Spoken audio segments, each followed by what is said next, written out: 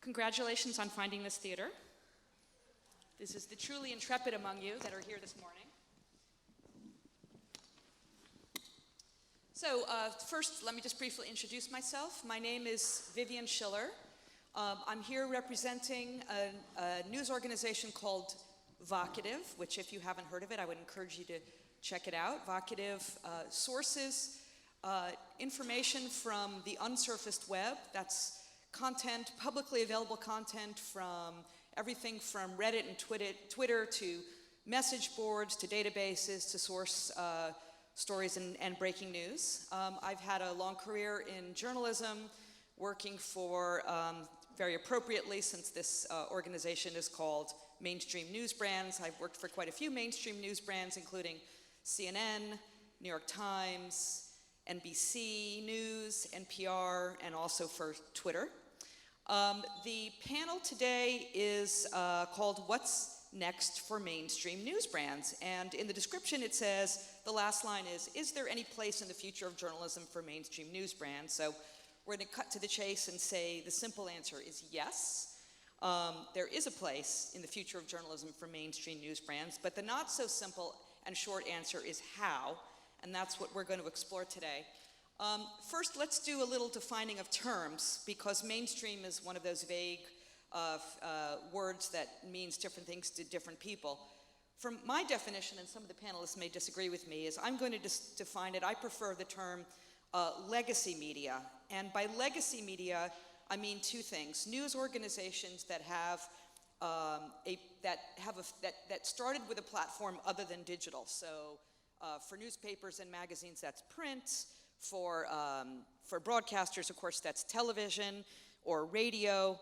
And also, I would define it as brands that stand for something. And I'll leave it to the eye of the beholder what that something is. So we're differentiating here legacy platforms from the pure plays, those that are started off, that were born of the digital age and are not and are neither burdened with the expense of those legacy platforms like printing presses or broadcast towers, but are also unburdened from the legacy revenue, which is still quite valuable for many of those legacy organizations. So how are legacy news organizations doing? Well, many are shrinking, some have gone away, others are doing okay, and we're going to explore what the path forward is here with our esteemed panel of great thinkers and doers. So immediately to my right is Raju Narisetti, who is the Senior Vice President and Deputy Head of Strategy for News Corp. He is mostly involved with new digital products and helping guide the digital growth of the existing News Corp companies as they seek to expand their distribution and their reach and their influence. He has a very, storied career. He was the Deputy Managing Editor of the Wall Street Journal, Managing Editor of the Wall Street Journal Digital Network. Thank you, Margaret. Previously, he was Managing Editor of a Washington Post company, and he was the founding editor of Mint. Next, and thank you so much for the water, is Margaret Sullivan, who is the fifth and best public editor of the New York Times. She writes about the Times and its journalism in a frequent blog, well, on every platform, on blogs, on tweets, in print, twice monthly print column in the Sunday Review section of the New York Times. Previously, she was the editor and vice president of the Buffalo News and a member of the Pulitzer Prize board. Next is Alison Gow. Am I pronouncing your last name right? Gow, thank you. Alison Gow, I'm sure everybody mangles that. She's the digital innovation editor with the Trinity Mirror Regionals, a regional news journalist for more than 20 years. She's also a former editor of the Daily Post and Wales on Sunday. And finally, Aron Pilhofer, who is the executive editor of digital at The Guardian. He works across the Guardian's editorial teams to develop new digital journalism initiatives and building tools. If any of you missed his presentation yesterday, I would encourage you to watch it on demand. It was really fantastic. Previously, he was the associate managing editor at the New York Times, where we were colleagues. He's also the co-founder of an extraordinary product called Document Cloud. It's a nonprofit open source startup designed to improve journalism by making it easier to source documents and then search and analyze them, and a co-founder of Hacks and Hackers, which is now spread all over the world, best I can tell. It's a really great organization that brings together journalists and technologists. Okay, so I want to start this panel, and I did warn them ahead of time, except for you, Alison, so you're going to have to be on the fly here. I want to ask each of you which legacy, and again, legacy I would say in the way that I defined it, media company is doing it right. And when I say or doing something right, nobody's doing everything right. And when I say doing it right, figuring out a way to position themselves for, don't want to say the digital future, I'll say the digital present. And the one caveat is you cannot name your own organization, and Aron has an additional restriction, which is you cannot name the New York Times. So Margaret, I'll start with you. Hello.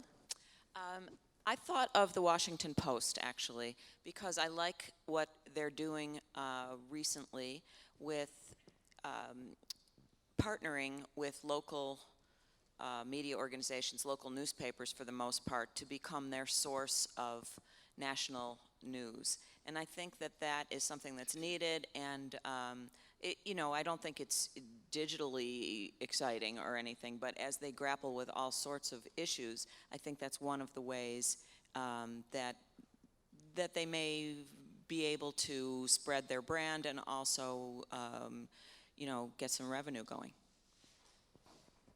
Aron? So I would have said National Public Radio until they fired Kinsey Wilson, who now is at the New York Times, and I can't talk about the New York Times. So I'll actually say the Trinity Mirror, believe it or not. They are doing a very interesting thing within the company, setting aside, I don't know if you've ever seen, they're very UK-y. They have a data journalism site called Amped, and a sort of goofy, I would kind of call it a news site called Us versus Them, very UK-centric, but they created this area, this little kind of pocket of experimentation. It is, running on basically a shoestring, but the guy who's more or less the genius behind it is a guy named Martin Bellum, who used to be at The Guardian, and it's fascinating to see how they started kind of outside, and now they're gradually kind of being brought into, and you probably know more about what the sort of long-term strategy is, but I think that's a very interesting way to do innovation and to experiment, to start outside and then gradually bring things in. So I would point to them. Great. Raju, Alison, I'm letting you go last so you can think about it. I'll cheat a bit and actually talk about things to watch as opposed to things that are doing very well this year. Fortune magazine under Alan Murray, I think, is going to be a very interesting legacy organization that is thinking of itself as a business and technology platform in which a magazine is a piece of it. I think Alan personally and timing professionally has a point to prove there. Very interesting to watch. The LA Times, often not talked about, very strong leadership under Devan Maharaj, who's the editor. Hired a couple of really good editors recently under him, Larry Ingrassia from the New York Times and Mitra Kalita from Quartz. A confluence of events, the local competition has pretty much collapsed for other reasons. California remains an amazing story, big election, Senate election, drought, all sorts of things. So it'll be a very interesting place to watch come the next couple of years. And then finally, Politico. It's not a legacy organization, but I have a different definition of legacy. It was one of the original pioneers. I think it missed the 2012 elections, it missed the midterms, it kind of plateaued out, but you are seeing it coming back in a fairly significant big way, backed by a lot of television money. And I think those are the three I would keep a close eye on for doing interesting things despite kind of spotty legacies. Okay, thank you. First off, I will pay you later. And secondly, I think it was fairly easy for me to think of one that I really admire. It's actually Kevin Anderson, formerly of The Guardian, Kev Global on Twitter, who is now working for Gannett in Wisconsin, and they've got a new Lakes group of newspapers. They're regional newspapers, which of course I'm involved in, so that really speaks to me. And I love what he's doing there because he has really got audience at the heart of what he's thinking of. So they work with analytics and crowdsourcing and very much around what matters to their communities, to use the digital tools to tell the stories. And the other interesting aspect is that they really do have commercial as part of kind of their strategy. They really look at how editorial and commercial partner, and I think for me that's, you know, if you're going to be a legacy brand, you've got to talk about where the money is, because otherwise you're just talking about managing diminishing returns. You know, it's interesting to me, and I guess not terribly surprising since all of you come from print, but rarely even in these conversations is there any mention of the broadcasters in terms of innovation. And I wonder, I'm curious your point of view, if there is if it's harder in some ways for broadcasters to adapt in the sense of it's not, you know, words to words, or even images to images, static images to interactive images or digital visualization. I mean, my experience working with broadcasters in some ways, even though digital video is extremely powerful and frankly one of the most lucrative aspects of digital content right now, to go from the sensibility of creating video for television and creating video for digital platforms is very different. I'm curious what you see among broadcasters, what kind of innovation you see and where you see the challenges. And I'm asking all of you, not as broadcasters, but yet as students of media. I guess I'll just take a quick shot at it and say that they seem a little stuck to me. And I can't think of a great deal of innovation there. I think, you know, there's a lot of innovation in TV-like news, but it's not among the legacy organizations. My sense of it is that most of us, mainstream or legacy organizations, were forced to change because the revenue models were disappearing a lot faster. Television advertising and television money is still stuck at about a healthy 40%. The pie is shrinking a little bit on the margins. I think they're not feeling the backs to the wall as much as we felt 5-10 years ago. I think it'll happen. So I have a feeling that that's the reason why maybe they're a bit stuck. They're actually doing okay.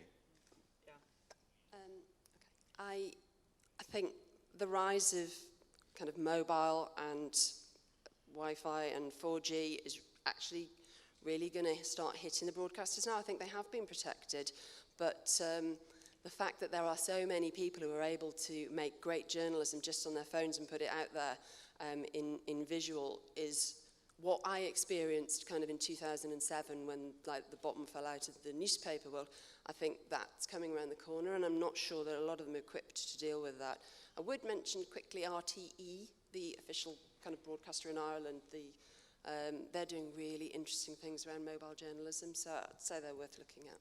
And, you know, and so is the BBC. The BBC is for a variety of reasons, a real center of innovation in broadcast. And you know, iPlayer itself, I had never really experienced until I moved to the UK. And I was telling you guys earlier, I mean, I bought a TV license simply because it's so awesome. I didn't have to. I didn't stream any. I bought it, paid for it because in the same spirit that I gave money to my, public media. It's absolutely incredible. The other bits and pieces going on in the BBC, I mean, they have a news lab. Former colleague of mine is there. They're doing incredible work. So, and NPR too. I mean, I would have said NPR. I'm just a little bit worried about the direction, it's headed in. NPR was, really moving forward in a rapid way. They launched NPR One, which is a really fantastic app. Structurally, they had brought editorial products and technology under more or less the same umbrella, which is critical. If you look at any of the new native startups, that's how they're structured. They were moving in a very, very, what I thought, good direction. I'm a little worried about where they're headed now, though. Sports TV actually, I think, has been an exception. ESPN in the US, Sky here, and Star Sports in Asia. I think they've actually been much more digital and innovative, because they're able to charge for it as well. Yeah, ESPN as well. But I agree with you, Raju. I think in many ways, at least in the United States, the legacy revenue base, particularly from cable operators, is still so powerful that there's a sense of, this kind of disruption is going to pass us by, which, of course, if history is any judge, is certainly not going to be the case. Let's talk a little bit about the pure plays and what it is we think legacy news organizations might be able to learn from the pure plays, or what are examples of what we can learn from him? And I might add vice versa. Certainly as someone that's worked at a technology platform, from a cultural perspective, there was much to learn, and I think much for them to learn as well. So I'll throw it open to anybody that would like to talk about that. I can start. Go ahead. So, I mean, I started to sort of say it's structure. It's having an alignment between your editorial mission and the broader business. If you look at most legacy news organizations, those two things are very separate. It's exceedingly difficult to do new product when the core of your product, which is to say editorial, is living in this sort of bubble, untouchable, and so what you end up doing, what a lot of news organizations call product, are really features. And so the pure plays are not like that.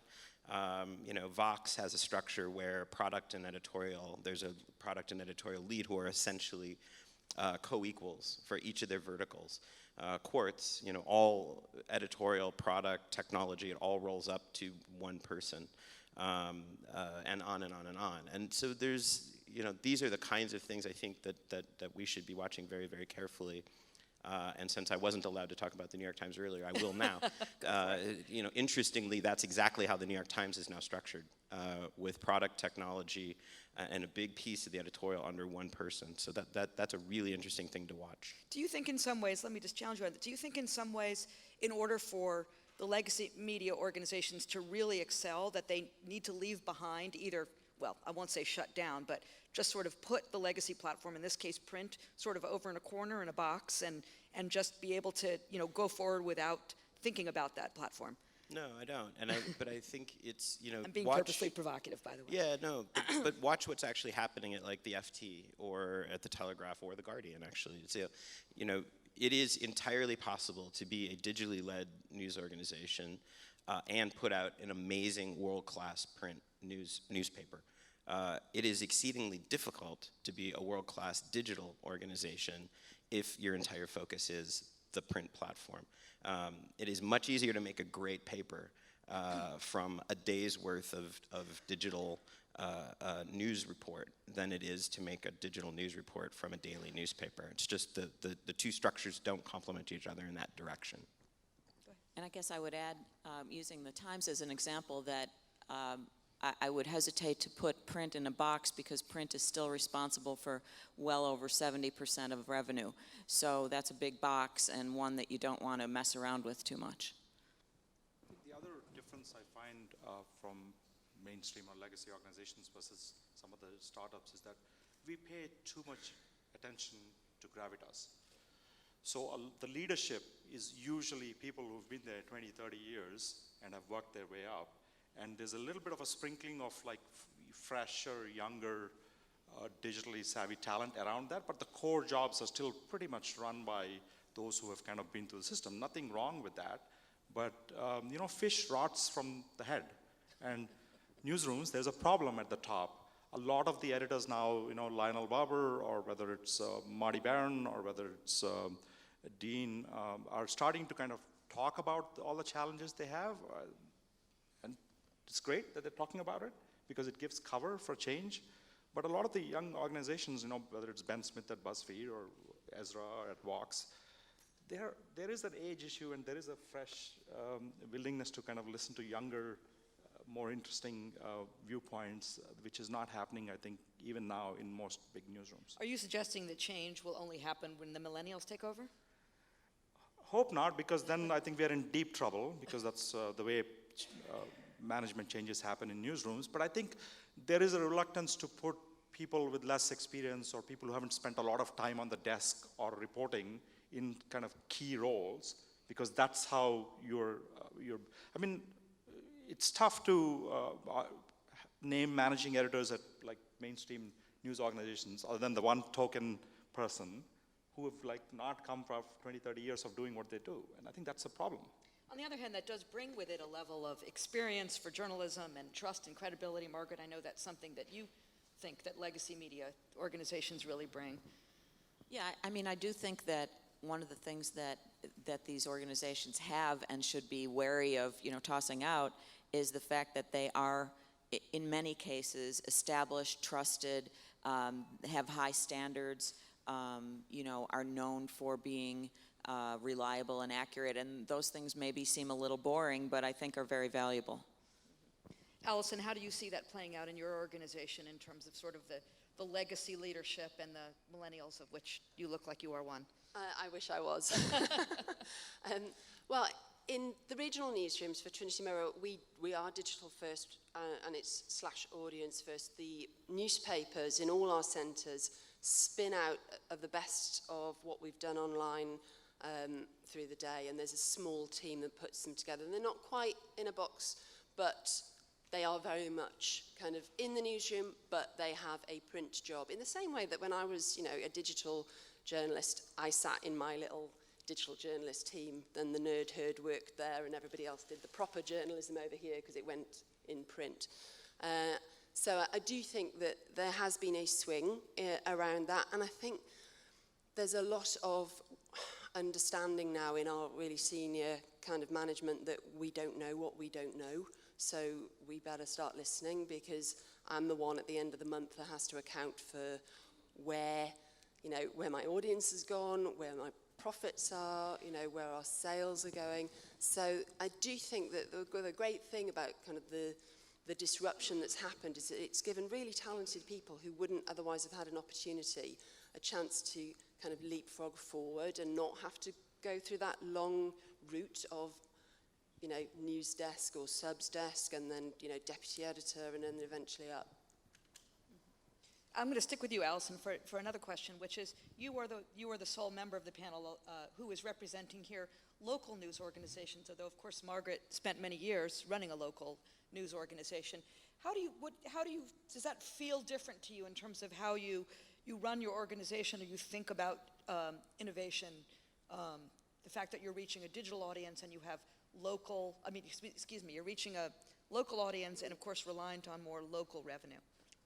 Yes, I think we are different in that we don't have the same budget. Yeah.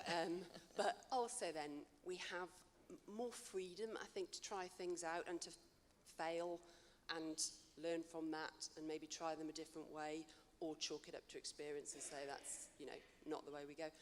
And, I worked in our Liverpool offices. Okay. Sorry. I worked in our Liverpool offices as a digital journalist initially, and what I found there from about 2007 on was that whole, you would do something and you would get that instant feedback from your local audience, and you would know whether you were doing the right thing or not, and it was a great learning experience. And what did you find resonated the most? What kinds of experiences? The ability, particularly around breaking news, to cut through the noise and put out, even if it was just something that said, we've got calls in on this, it's not confirmed, we will update as we know. That ability to be transparent, really, around our investigations and keep people informed in real time. I'm going to switch tacks here for a moment. Raju, you said something interesting in our pre-meeting. I'm going to prompt for you to talk a little bit, which is the difference between a legacy media organization and a pure play digital organization, the way that they think about the future and the time horizon? So I want to ask you about that. Yeah, the context is, so one of the newspapers in News Corp's portfolio is the Wall Street Journal, which is 126 years old this year. So a lot of the decisions that are made at a strategy and at a kind of where are we going, think about what happens with this brand, over the next 10, 20, 30 years. You're not just thinking about very short term, because you want to leave it in a much stronger shape. And I think if you are at a smaller or relatively newer organization, whether it's Mike.com or Vox or even BuzzFeed or Vice, it's much more of a financial play, right? In the sense that you're building something up, but at the end of it, there are private equity, there are those kind of investors who at some point want to get out. And I think there is a valuation play, and there is, let's scale this up as quickly as we can, and if somebody comes along and is willing to pay us a couple of $1 billion, I think we will be happy to sell. Not having that luxury, I think, makes it a little harder to take some decisions with the brand and kind of be experimental. It's also an excuse, because we often confuse longevity with relevance, right? You can be there for a long time, but if you're irrelevant, then it's pointless to just be surviving. So I think there is a tension there that perhaps is not particularly understood when mainstream media organizations are criticized for being too slow or kind of taking a long time to change. There is a sense of like, we need to preserve this institution for a lot longer than the time that we are running it. But Aron, I want to hear your comment. The Guardian obviously is how many? 93. 193 Yeah. years old. So we would call the Wall Street Journal a startup. Yeah. So we do, but yet I get a sense, certainly from you at least, a sense of urgency around transformation that belies the fact that nobody expects the Guardian to sell for anytime soon. Yeah, I mean, it's not just Maybe another 193 years. It's not just me. I mean, there's. I think the industry is now is at least in the U.S., which I'm most familiar with, it is now sort of getting serious about this transformation, and that's just starting to happen. You've been talking about it forever, but only now are you really very seriously looking at digital and saying, okay, how do we need to restructure? What are new products? How do we reach new audiences? How do we respond to, the Facebooks of the world and these sorts of, is this sort of new Facebook product that we're all hearing about, is this something we want to engage with, or should we be afraid of this, or both? And, so now, you're just starting to see that, and so I think that's encouraging and also very necessary.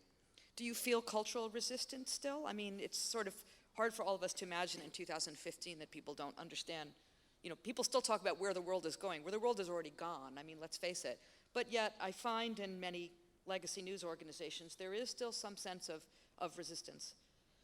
I don't think it's as much as you would think, because a lot of the changes that we're talking about are not that significant, at least not really. The changes in the newsroom at The Guardian, they're not, it's not like reporters are still reporting, editors are still editing. It's not a huge, earth-changing transformation, and I'm sure the same is true in your newsroom. I mean, it's different way. I think the real challenge, and the one that we're really just starting to tackle, is on the revenue side, on the commercial side, on the ad side, trying to understand how video fits into it, et cetera, et cetera, et cetera. That's the bit that I think where I think there's it's not resistance. I think that's the unknown, I guess. Mm-hmm. Just in terms of the resistance or the atmosphere in the newsroom, I really feel like I've seen it change a lot at the time since I came to work in that newsroom 2.5 years ago. It felt like a newspaper to me. It felt very familiar, the page one meeting and the deciding on the 6 stories for the front page. And to me, it really feels now like a digital media company that also puts out a newspaper. So something happened, and some of that is just, what happened with revenue and new leadership and all kinds of things, but I don't really feel that resistance anymore. Great, we're going to I'm going to mix in audience questions now with my own, just to mix it up a little bit. So do we have mics in the room? Who's got raise your hand, so where the mics are. So why don't we go ahead and go to an audience question, and I'll be jumping in as well. My question goes to Alison. I'm a huge fan of Us versus Them and Amped and Mirror Z. It's kind of the point that came up earlier. Why were those 3 brought closer to the mothership? And Alison, can I ask you to explain for people in the room that don't know what Us versus Them is? Okay, so a couple of years ago now, the Mirror decided to try and experiment in ways that didn't really fit with the Mirror brand, and that was around a kind of BuzzFeed type site called Us versus Them, but actually I think it pushes it a little different direction to Us versus Them. It's very irreverent, it can actually be quite rude, but it also does great journalism, is very opinionated, and then that was launched away from the Mirror because partly you didn't want the drag of the legacy, kind of this is a Trinity Mirror thing around it. So it was very much not a put it out there and if it goes wrong, it's nothing to do with us. It was more a put it out there, we believe in it, but we don't think it needs the drag of, you know, the Mirror and, you know, the political leanings of the Mirror and, you know, however many years of legacy attached to it. So that was set up, that was very successful, and subsequently AMPed, which is the data visualization and journalism site spun off from it. And again, has been an enormous hit. I mean, Martin was doing great things before he came to us, and he's continued that along with Rob Manuel, who now works purely on Us v Them, and who was previously B3TA. So it was then kind of thought we will bring them more into the Mirror because they've been successful, but actually we can bring them more audience if they sit within our digital brand. The Mirror's got an enormous, you know, I think it's second largest now.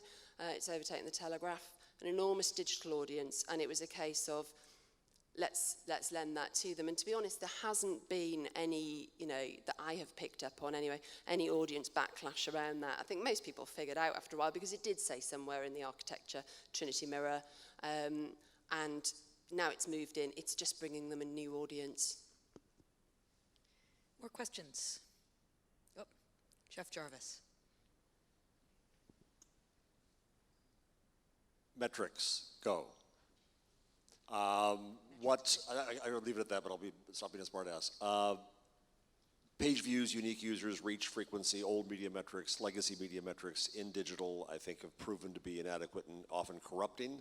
Though we still make money from impressions and still make money from volume, but to drive and run the business, where should metrics go? What should we be measuring?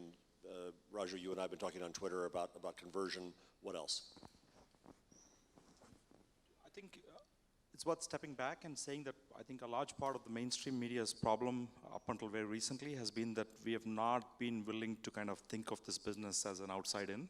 We've been very focused on, we know what's good storytelling, we know what's good kind of curation, good hierarchy of stories, and dear reader, we will tell you that, take it or leave it, right?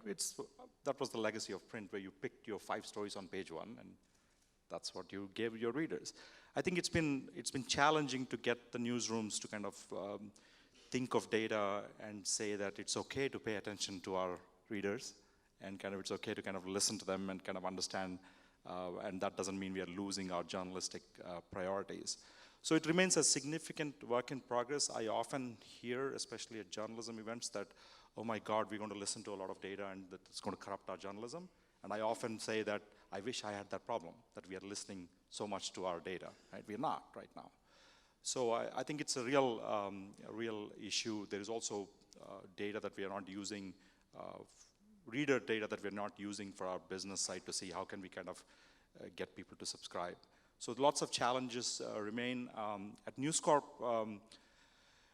we are increasingly focusing on a very simple metric called conversion, which is viewing our audiences in 4 very distinct buckets. There are visitors. These are people who come from Google or Twitter link or Facebook link, spend literally a minute to read something and go away. Don't give us anything other than that 1-page visit and maybe see an ad on the side. Then there are readers. We define them as people who've actually spent more time, read a few more things, perhaps given us an email, registered, and there is value in them. And then there are subscribers. These are people obviously who've paid. So visitors, readers, subscribers, and in the last 2-3 years, starting in Europe and now in the US, this notion of membership, meaning that you are, as part of a subscriber, you also belong to a very kind of a special group of people that we will treat you very well. We will give you lots of other benefits. We will give you certain access to certain things that others won't have. And this is more of a business issue for us, because the more people feel they're part of membership and something unique, the less they are focused on the renewal every year, saying just pay more for content. So that's kind of the prism we are applying. The advantage of this is that each of these has different metrics that you can measure, because you do need visitors, right? The big funnel, because you want lots of people to come and sample. So there you still measure page views, there you still measure uniques, but then how do you kind of get them to be readers? How do you get them to be subscribers? How do you get them to be members? I think that's changing the way we are looking at data, and it's kind of helping everybody focus. For example, the Wall Street Journal has publicly set a goal of having 3 million subscribers. Some of them will become members.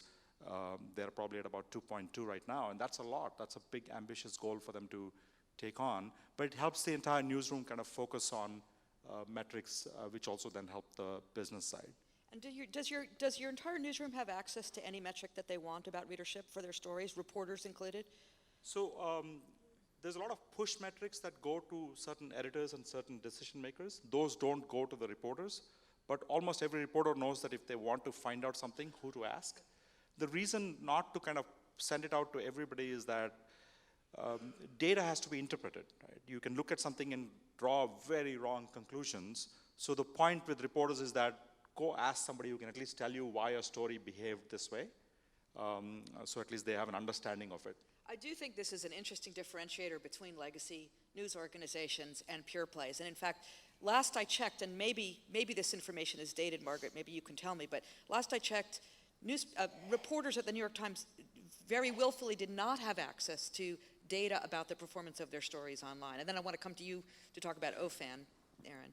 I think that's still true. I don't have any reason to think that that has changed. Yeah. But I also think that if they went out and sought it, they could have it. Yeah. But I also don't think that they do seek it very much. I mean, I think reporters like it when their stories are on the most emailed or most viewed list, but the, sort of nitty-gritty analytics, I don't think that that's of great interest to them. But it's interesting to me, though, because most emailed is not a proxy for much of anything, quite honestly. In my personal opinion, what is shared by email there's a certain characteristics, usually their service or their quizzes, or famously the one about the regional accents, those kind of things. And before that, what was the famous modern love story that was emailed so many times? Ask these questions and fall in love. Oh, well, with that someone. one, yeah, and then there was one a few years ago.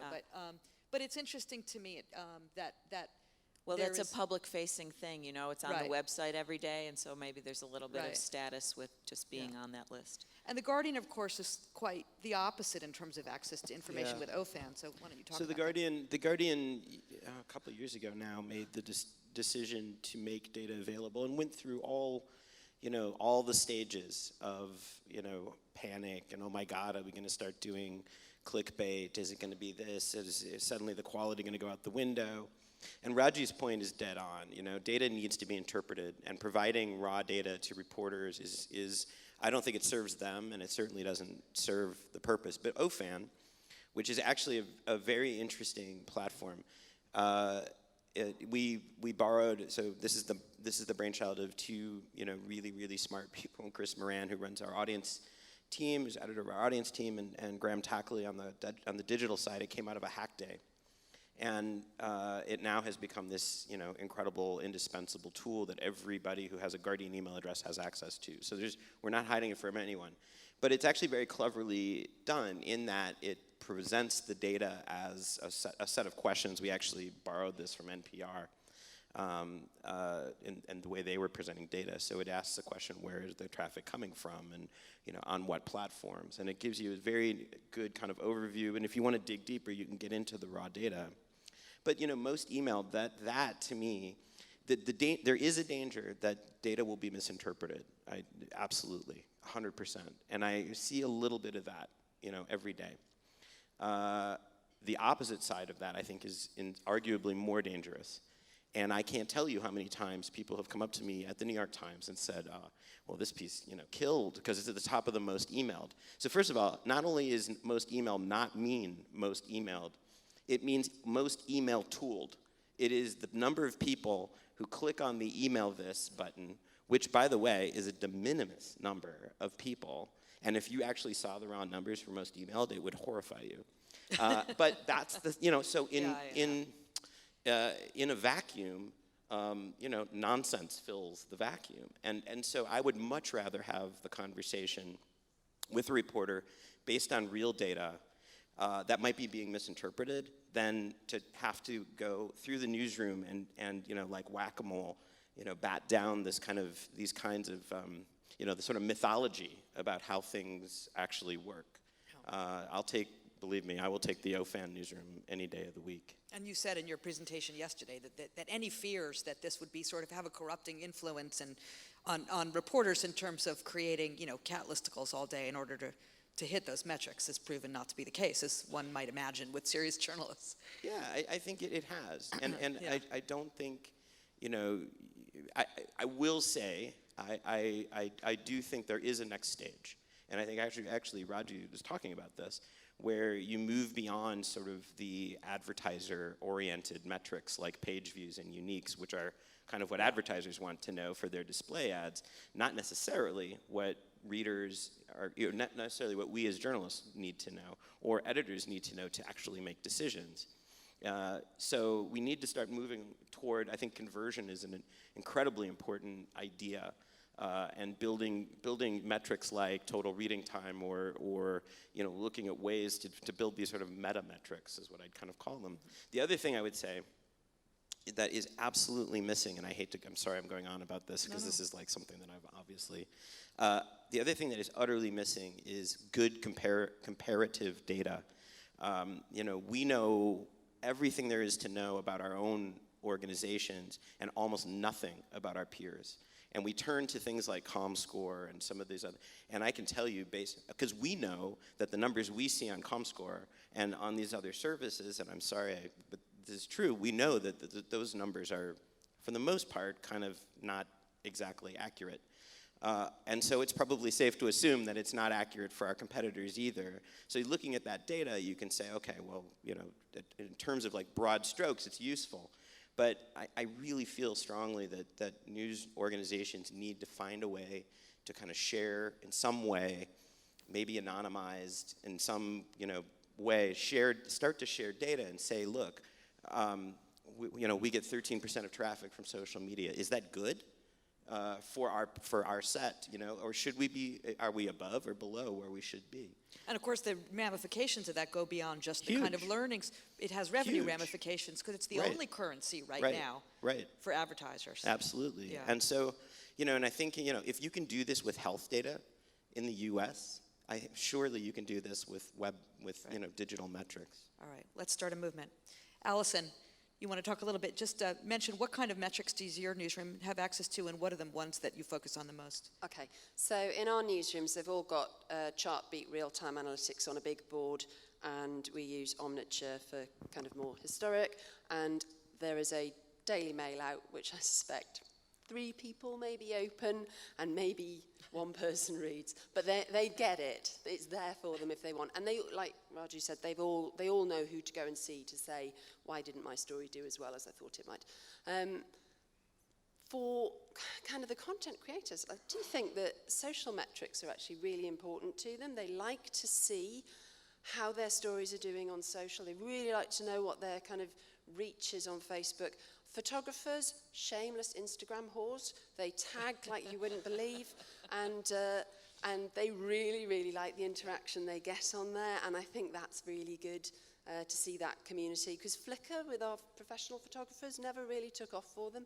As kind of UGC and from a reporter point of view, we have great Flickr communities, but Instagram is where the pros seem to like to be, and so I think they use their responses on there as metrics. So yeah, we do use them, and the ones that really matter to us that we drill down to are, where are our local audience, what are they reading, how long are they staying, where are they going to after that? Great. Felix. Thanks, Vivian. I want to ask about a different aspect of legacy media, which is that all of the panelists here represent institutions which have a very clearly defined political legacy. And one of the things which comes with age and importance is that you get caught up very intimately in the political system, and everyone knows, where the Guardian and the Mirror and the Wall Street Journal stand politically, and what they stand for. And demographically, is that an opportunity or is that a problem in a world where I get the feeling that a new generation of readers doesn't think in that kind of political way and just sees these legacy organizations as being politically kind of, old-fashioned? Who would like to take that one? Or would anyone like to dispute the notion? I will. Yeah, I'm not. I see it as a strength, actually, and I don't mean the polemic sorts of politics oriented. We just launched a few weeks back an entire campaign around climate change, and that campaign is oriented to divestment. It's a fairly important thing for us. It's important for our readers, and it's resonated. And I look at that. I look at the ability to do that as a strength for the Guardian. And coming from the New York Times, coming from Gannett in the U.S., where that sort of, I don't know, activism, I guess is the right word for it, would be unthinkable. Where you would never. I was a little worried about whether or not this is something that I would feel comfortable with, and I actually, not only do I feel comfortable with it, it's an incredibly liberating experience. Many years as a reporter, I would write story after story, and you could go to this certain point where it's like, okay, but what can I do? But you could never cross that line. And as long as you're careful, and as long as you're true to your brand, your mission, and as long as as long as your reporting doesn't turn into Fox News, there's a big difference between the kind of reporting we're doing around climate change and the sort of talking points oriented public relations that Fox News does. That's not what we're about. Oh wait, sorry. Not my company. Yeah. Oh, that's true. Okay, then I'm not sorry. Okay. I wasn't really sorry anyway. But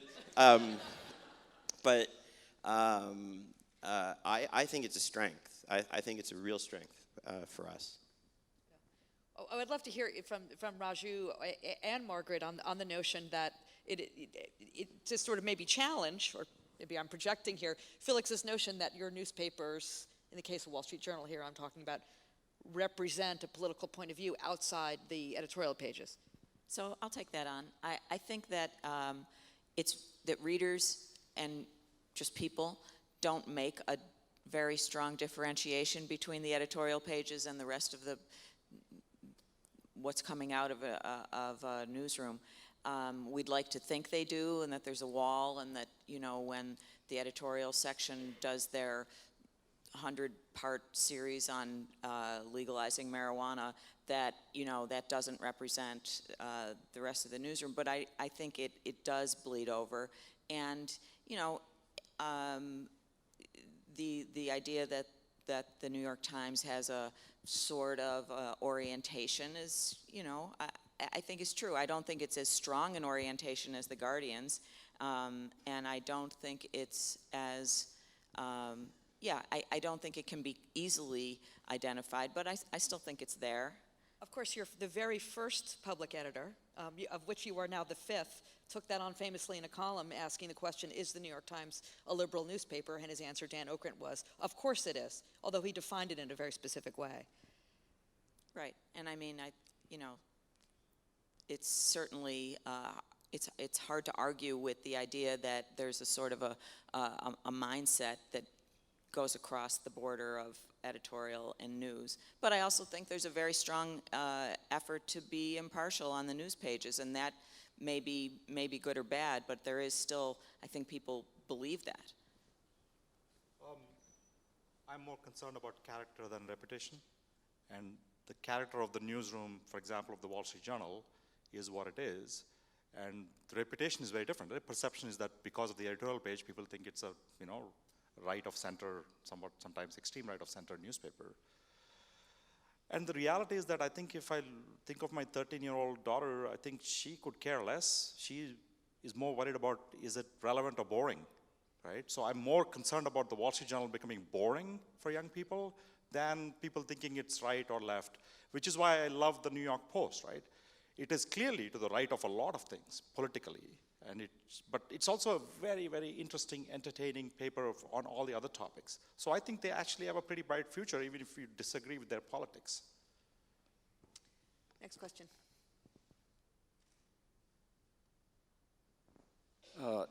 perhaps much in terms of questions.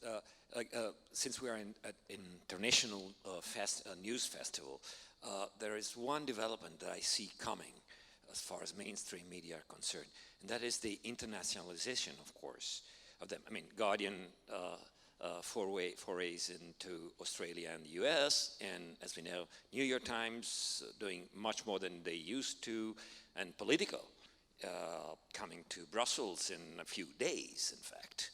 And so this is one issue. I don't know where it will go. I mean, we have, of course, Trinity newspapers, so you have the local, regional issue, and then you have this supranational issue that I think, especially as Europeans, we should think about. And again, as Europeans, I'm very glad that Aron picked up, perhaps as a new Londoner, the BBC, not just because, of course, the BBC is not just the television of it, but what they did for years in terms of digital news. It's been inspiring. But I think the public broadcasting, this side of the Atlantic, is so powerful, and there's so much money into it. Taxpayers' money, all right? So, and that's not going to disappear any soon, whatever one thinks is good or bad. So I think the one issue about mainstream media, internationally speaking, is what are public broadcasters going to do, and what's their use, if there is any, in the digital world? I have no answers, but I think this is a big, big, big issue. So your question is, what is the role of publicly funded public broadcasters Right. in an era of globalization of these Right, of commercial exactly. brands? We should think about it. Sorry, I have no thoughts on it. I know that at Trinity Mirror Regionals, we're part of a wider regional UK group that are working with the BBC, because the BBC has, traditionally had, I would say within the media, it has a lot of money, it hasn't been impacted on like us, it has made enormous strides on platforms and on, we started live blogging and then suddenly the local BBC started live blogging as well. And there was this kind of animosity building around everything that we do. You reposition yourself to kind of knock us down. And that wasn't just in Trinity Mirror, that was a kind of regional news group kind of view. And also independents, hyper-local sites, for example, or indie bloggers. So there was a big conference last year, the Future of Local News, that the BBC organised. James Harding, the head of news for the BBC, kind of spearheaded it. And out of that, there is an ongoing working party. I'm on one next week where we're going to go and try and work out how we cover courts, where there is quite a large deficit in the covering of magistrates' court, the lower level of, justice being done but not seen to be done at the moment, because there isn't. The BBC would not normally cover it, and local news doesn't necessarily have the resources anymore. So there are attempts being made to work together. I don't know whether it will be a sustainable thing long term, or what the outcomes might be, but it's certainly a bit more positive than it has been. Next question. Hello. In terms of legacy media, do the panel think that the Mail Online have got it right, given its extraordinary growth and size? Who got it right? Oh, Mail Online. Mail Online. Daily Mail and Mail Online. They got something right. I mean, no. I mean, no joke. I mean, they got something right. They launched. So this goes back again to, features, instead of product. What they launched with the Mail Online, that's a product, and they clearly got it right. They intended to achieve scale.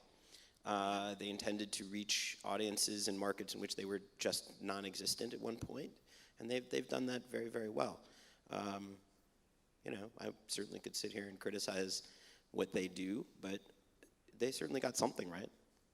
It's a tough business model if all you're relying on is scale and advertising. Right? So their ability to charge continues to be impacted by everything else that's happening in CPMs and prices coming down for that. So I think they'll have to constantly just kind of scaling up. And when you're starting to scale, you're then dealing with large kind of platforms and networks, and then you get into a very different conversation. Sure, compared to Guardian's numbers or New York Times numbers or Wall Street Journal numbers, they look like they've doubled and tripled. But then they get into the league of an AOL or a Yahoo or a Facebook, then they're like tiny compared to those. So I think that's where it's an interesting issue for them. If you look at their financial results, that scaling in audience is not translating into much revenue. So it'll be interesting to see how they overcome that, because advertising prices will always come down because supply is infinite now. Next question, over here.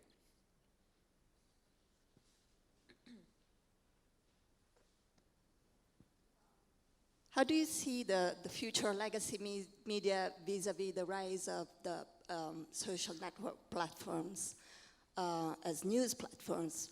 I mean, you heard Annie Mitchell here in Perugia saying that Facebook is not here to compete with news organization and eventually destroy them, but they're here to cooperate because it's in everybody's interest. Do you believe that? I'll take a crack at it. I don't know, that whole Facebook thing sort of makes me think of that expression, we're here from the government and we're here to help.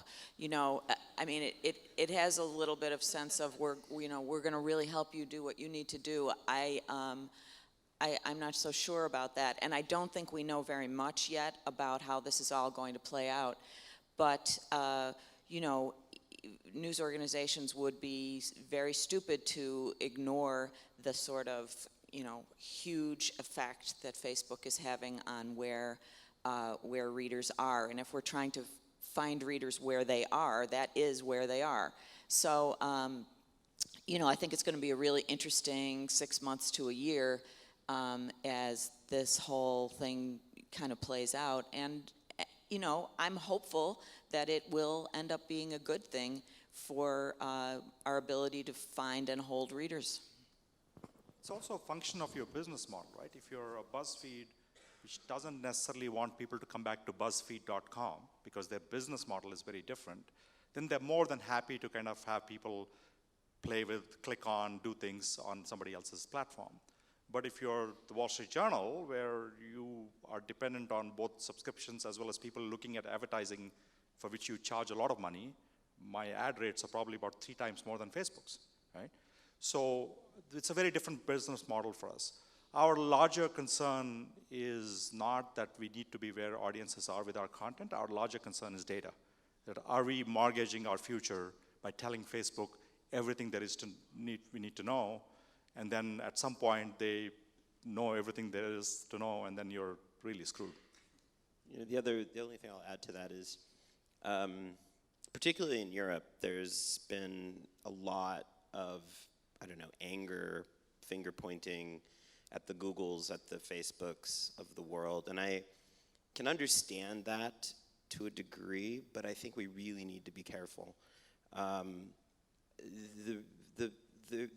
It's probably easier to point at Mark Zuckerberg and say, he's the bad guy, than it is to talk about, broader economic, market trends. Market trends do not make a particularly good bad guy. But believe me, your business models are not eroding because of Google and Facebook, at least not primarily because of Google and Facebook. And so there's a very easy solution. If you don't want to participate in Google and Facebook, you can take yourself out of Google's index very, very easily. You can take off the share tools tomorrow, and all of a sudden you're not giving Facebook any data about your users. And I think you'd find if you did that, that would probably hurt more than help. I'm not saying that I totally agree with Margaret that I think we need to look at these, especially this new Facebook product, and say, okay, what are the benefits, what are the costs? And we have to do it very carefully, we have to do it very thoughtfully. We shouldn't just jump in blindly. But the fact that the New York Times is a launch partner for that Allegedly. it's very, very telling. The New York Times, that is a premium site that relies on a pay model, that relies on a paywall. That's an important thing. We should. I think it's too simplistic, and I'm not suggesting that that's what you're saying. So I don't misunderstand. It's just too simplistic to point to Google and say it's your fault, or point to Facebook and say it's your fault, or to think of them as, you know, the bad guy. I think that's a very dangerous way to look at this. I wonder if some of the issue is, I agree with you, but with Facebook and, well, let's forget about the other platforms. It's really all about Facebook, is a level of transparency about their intentions. I think we saw that play out for those of you that were at the Facebook session the other day, which is there's a lot of questions about if you have a platform now that is acting, you know, the expression, if it walks like a duck and quacks like a duck, it's a duck. I don't know if that translates into Italian, but so apologies for that. But if Facebook is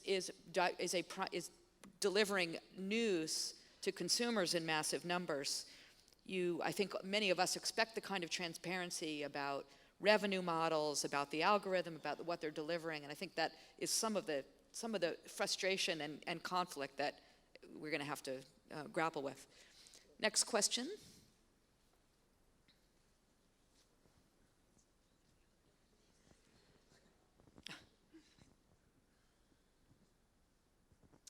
Hi, I'm from the Australian Broadcasting Corporation, so we're publicly funded, much like the BBC.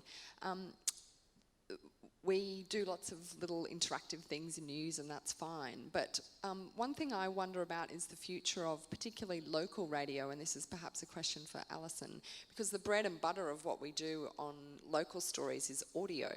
So, you know, a problem in a local school or a local hospital or things like that. It's hard to make that travel on digital, because audio, you know, doesn't have the visual element, it's not a video, etc. I wonder what ideas the panel have for making some of that content accessible in a digital space, because aside from things like podcasting, which are more long tail and specific, I don't think anyone's really cracked how you make story-based or news-based audio work digitally.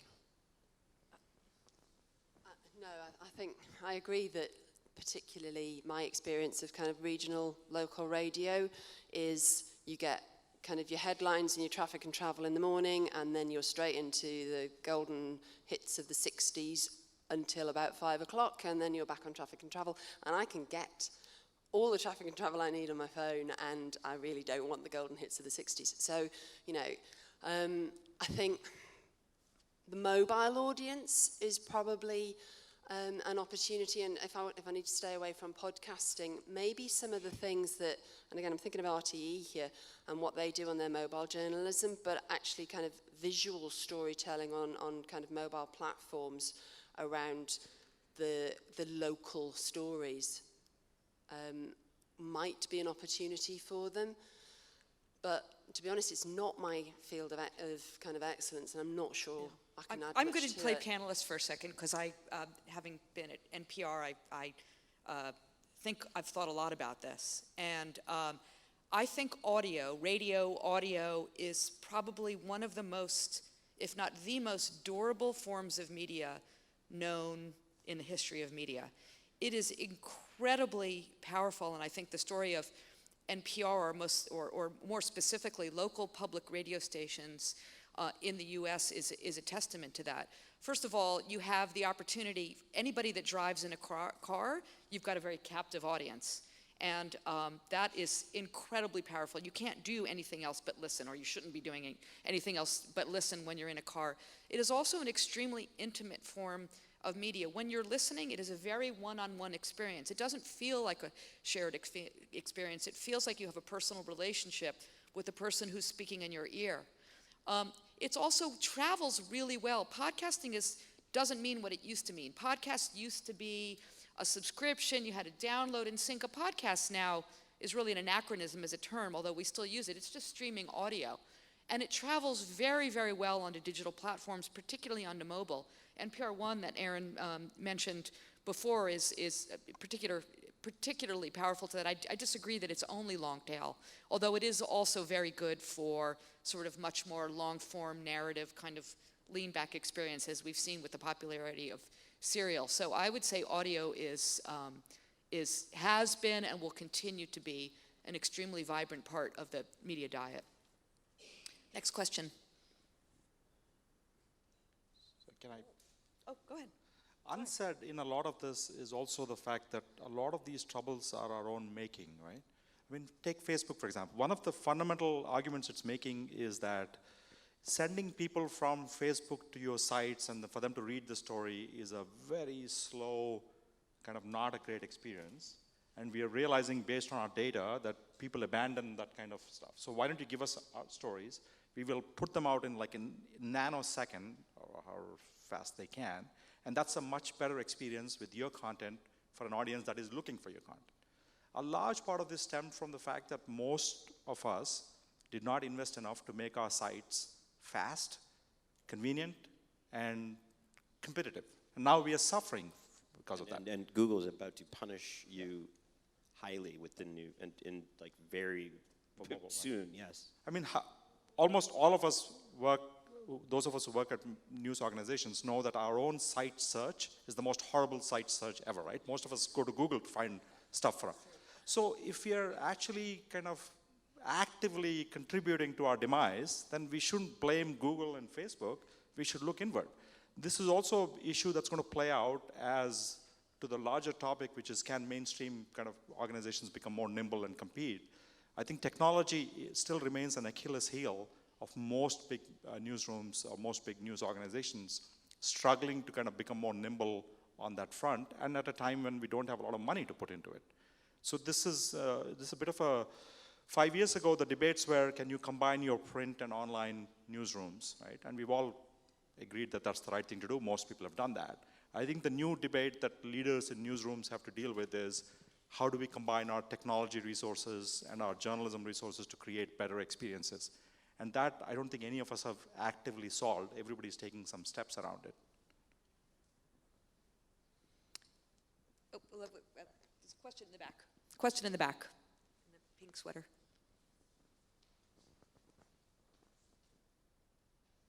Good morning. I'm from Xinhua News Agency, China.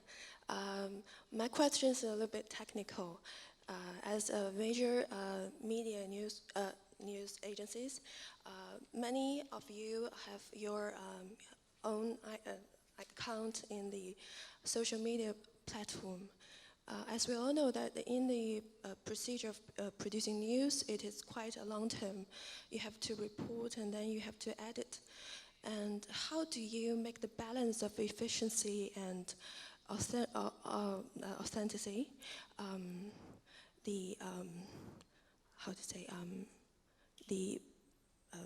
authentic of the news. How do you make the balance if you want to catch more audiences on this platform? That's a great question. Can you repeat the question? So how do we balance the core reporting, editing with approaching the new platforms? How do we look at those as building scale, bringing new audience? That's basically the. I mean, how do you maintain the the leading place of like you have a breaking news and right. You want to be the first to produce it, and how do you make the balance between time and yes? Yeah, I mean, it's a struggle for everyone, and I think it's less of a struggle now than it used to be. There was a time when you would actually hold stories because you wouldn't want to scoop the newspaper, right? And then we stopped doing that, and then we were holding things because we didn't want to scoop our own website on social, and we've kind of all stopped doing that. Only recently, no, I know, but we're learning, we're growing. Now I think, I think that the challenge now is more about user experience and time versus accuracy. And I think the Times actually gets it exactly right. I do not think, and I'm sorry, I think, like Anthony DeRosa would absolutely disagree with me, but I do not think there is as much value in a quote-unquote scoop or in getting out there with a fact a nanosecond faster than your competitor anymore. Exclusivity in today's landscape lasts for about a minute and a half. And so I think taking the approach that we will report when we absolutely know, because I think rather than worry about being first, is far more important from the point of view of particularly a quote-unquote mainstream brand like The Guardian or the New York Times. Nothing erodes people's trust, and frankly, at the end of the day, one of the only huge advantages mainstream media has is trust and a reputation. Nothing erodes that faster than being spectacularly wrong over and over and over again. On the user experience side, nothing is more frustrating than a tweet with a tiny bit of news and no link. So I mean that is, or God forbid, a news alert. Same thing. I swipe and it goes nowhere. It takes me to the home page. Well, thank you very much. That's not useful at all. So the balance there is get it right, get it fast, don't hold back. You should be reporting on all platforms for sure, not just the official accounts, but also the reporters from the scene, but make sure you get it right. That's what I would say. And I guess I would add one more element to that, which is transparency. When you don't know everything, it's really okay to say what you don't know, and that I think that readers appreciate that, and that it actually I think there's a reluctance to do that. We don't want to admit that we don't know something, but actually it adds to reader trust and it keeps them with you. And the other issue that's helping actually is that our ability to correct now is also speeded up, right? In the newspaper world, if you made a mistake, the only time you could correct it was 24 hours later. So now if you actually really screw up, then you can actually send out something else like fairly quickly saying that was an error. So you contain the mistake. Obviously, you shouldn't be making a lot of mistakes. So I think that's also helping. Not only that, but mistakes are great. Even if you don't even realize you've made a mistake, the crowd's going to let you know. So that happens very, very quickly. Next question. Jeff. Since Facebook's on everybody's mind, describe, if you will, the ideal relationship that you would like with Facebook if Andy Mitchell had asked here. A couple of ways to think about it. One is that I think you do want to give your readers or your audiences the ability to share. So I can visualize a situation where every page of the Wall Street Journal does not have a free Facebook logo, but there's a share button in which there is a Facebook option for somebody who wants to share it. I definitely see a situation where we don't give them the API, because the real-time count of how many people have liked it or shared it is where the data is going back and forth. So I think we can do the sharing functionality for our readers without the API, to the point that was made by Aron earlier, that you don't have to give them the data. And then I think we should experiment with putting some stories that you were going to put for free on your site anyway, and see how that plays out. For us, Facebook also is a conversion tool. We actually convert people into subscribers on Facebook. So we measure that pretty effectively. So there are lots of ways to kind of engage them without having to give them all of our stories, which I guess the current plan asks for. The only thing I'd add to that is data and understanding more how your content travels in that ecosystem. Things like impressions, which you don't really get, particularly with like Twitter. We might have had this conversation before in a different capacity for both of us, but one of the very frustrating things about Twitter, I know how I use Twitter. I often will see a link and not tap it, right? A tweet is enough. And having a sense of how often that happens is critical, but we have no visibility into that whatsoever, very limited visibility into that. I would love more data, but that's also, from their point of view, that's really hard to give up. So that if in my dream world there would be just more data. I know that if I were queen of Facebook, I would quite like them to not penalise us for not using video in terms of our reach. A lot of our video has adverts, the dreaded pre-roll on it, but it's really commercially important for us. And the fact that we know that if we have video but we don't use it on Facebook, we are not going to be reaching the same amount of audience is a frustration and quite limiting. We've got in the habit of actually running a story about 2 weeks later once kind of the noise around it has subsided with that video to give it a second burst, but it's not ideal. We're about to wrap up, so I'm going to close with a question to each of the panelists. It's sort of the inverse of the first question I asked. I'd asked you originally, which is the legacy media organization that you most admired, excluding your own?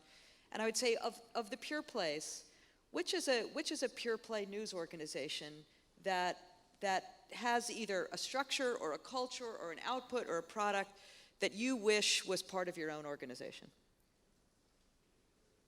Can I take this a slightly different way? Go for it. We tend to kind of look at legacy and mainstream as people who've been around for like 50, 100 years and give everybody else a pass. I think it's important to also question whether some of the new organizations that have come about in the last decade or so are in danger or already becoming legacy organizations. Example, Huffington Post. Very original, a lot of creative stuff. I bet in the last year or two, you probably haven't spent much time with them. You haven't seen much innovations come from them. BuzzFeed and Vox and everybody else has really overtaken them. So I think it's an interesting problem if I were at Huffington Post. This will be very controversial, but ProPublica. They have not been able to build a sustainable business model. They have not been able to build brand loyalty beyond story loyalty. By that I mean they do great stories, all of us go there, but the rest of the year we never go to ProPublica. It's a real problem for an organization that is less than 10 years old. Big failure, I think, on their part. And then finally, my pet topic, Margaret knows this as well, is the Pulitzer Prizes as an institution, right? Completely destroying the value of it by being opaque, by being transient, deliberately transient, and by not reaching out to millennials. It is the best, it's the biggest prize for the best thing we do, and we make a hash of it. And if you want to see how we make a hash of it, wait until Monday afternoon when they announce it, and by Tuesday, nobody will remember it. Wait, but you have to just, okay, but now answer the question. which one pure play do you admire? The way Quartz is kind of setting up Quartz India and Quartz Africa, it's just personally, it's very kind of annoying that we haven't done it, because if you're the New York Times or the Wall Street Journal, we'd launched these blogs, India Real Time, India Inc., and we treated them like the way we would treat the big news, and then we just abandoned them. They're there, but they're no longer kind of anything more than a blog. And here are these companies kind of actively and generating a lot of amazing stories, and also getting, I mean, GE is a sponsor for both of them, so they're clearly making money as well. And it feels like we were there 5 years ago, same idea, horribly executed. Interesting.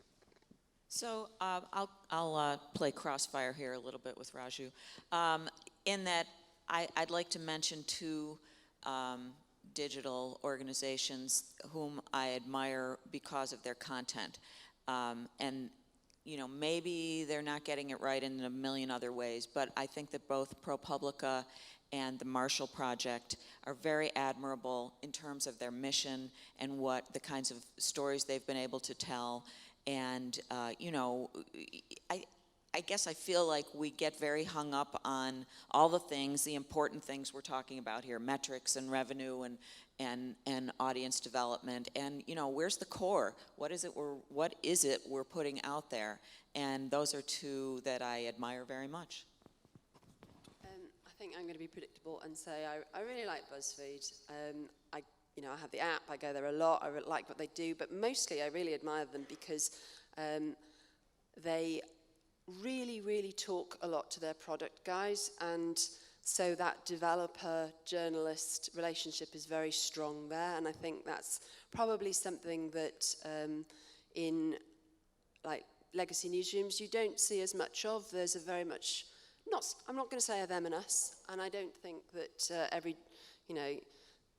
I know everybody talks about unicorns now, but I do think that there is a place for actually, a product team who are developing things, but just their ability to kind of work really closely and achieve things is great. And for exactly the same reason, I'll point to Vox Media, which is, in terms of a product-led, product-driven organization, I don't think anybody's doing it better. And it's not coincidence that they are on pace. I mean, they did a big investment in Vox.com, so it's delayed profitability, but they are on pace right now for profitability, and that's not at all a coincidence. And with a very close second to Quartz, which has also shown how you can elbow your way, if you know how to build product right, you can elbow your way into a very crowded space and find a niche that is all your own and do it in a way that's distinctly yours, and they've done that. And Kevin Delaney, who's largely responsible, is just a total genius. Okay, well, I want to thank the panelists. I'm not the least bit worried about the future of legacy media with all of you. And thank you to the audience, and we'll continue the conversation offline.